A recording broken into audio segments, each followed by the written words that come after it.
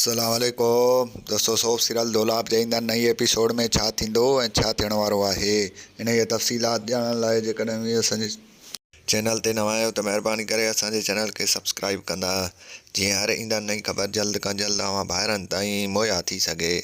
दोस्तों, हाणे हलूं था ड्रामे जी तफ़सीलात जी तरफ़। तव्हांखे ॾेखारियो वेंदो त ईंदा नई एपिसोड में मुराद वारा चवंदा त जेको आहे सो अली ख़ान जी पुछा लाइ जेको आहे सो हाणे जेको आहे सो वॾेरे जाफ़र ख़ान जे कंहिं न कंहिं साथी खे अगवा करणो पवंदो। तंहिंखां पोइ तोतनि जो सोचींदा, तोते खे अगवा करे ईंदा, उनखे कुटींदा, तंहिंखां पोइ कुझु न ॿुधाईंदो, वरी बि उनखां पोइ तोते खे आज़ादु करे छॾींदा। ऐं वॾो वरी तव्हांखे ॿुधाईंदा हलूं त पुलिस जेको आहे सो मुराद वारनि जे पुठियां हूंदी ऐं मुराद वारा लिकण जी कोशिशि कंदा।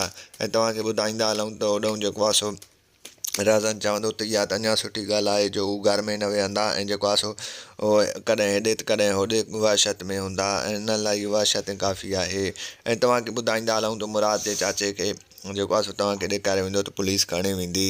जीअं दोस्तों तव्हांखे ॿुधाईंदा हलूं त उनखां पुछण जी कोशिशि कंदी, पर जेको आहे सो हू न ॿुधाईंदसि। ऐं तव्हांखे ॿुधाईंदा हलूं त होॾऊं जेको आहे सो मंसूर ख़ान पंहिंजनि कोशिशनि में नाकाम वेंदो। तव्हांखे ॿुधाईंदा हलूं त मंसूर ख़ान पंहिंजी कोशिशि खे जारी रखंदो, बहरहाल तंहिं बि हूंदे बि हू बार बार नाकाम थियण जी थी वेंदो। ऐं तव्हांखे ॿुधाईंदा हलूं त जेको आहे सो होॾऊं जेको आहे सो अली मुराद ज़िंदा आहे, बहरहाल इहा ख़बर हिननि खे अञा ताईं न पई। ऐं तव्हांखे ॿुधाईंदा हलूं त सोडल बि उन ई ॻोठ में आहे, मुराद वारनि खे अञा काई ख़बर न आहे। जेकॾहिं मुराद खे ख़बर पई त सोडल खे उते ई मारे छॾींदा।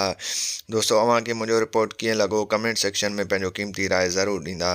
वठंदासीं इजाज़त, मिलंदासीं हिन वीडियो में। तेसिताईं रखंदा पंहिंजो ख़्यालु, ॾींदा इजाज़त। अल्लाह हाफ़िज़।